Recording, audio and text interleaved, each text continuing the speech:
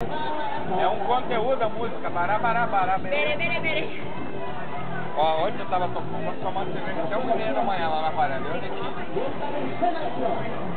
Aí você ficava na varanda e eu tava tendo um show nisso no Coroado. Nossa, dava pra ouvir. É.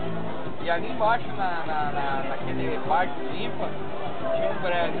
Aí tinha no outro lado, na janela ali do escritório, dá pra ouvir o rock vindo daquele... Não, Night, aquele na frente do Adalberto Vale. Aquele barzinho de É. 2 níveis bem diferentes. Tava com vontade de tomar cerveja no banheiro, daí ficava escutando a música do outro. Porque vocês não foram lá, perto. Podia ter ido, né? Mas aí eu tenho... Aí não ia ser bom. Era melhor ser na casa. Isso é Manaus.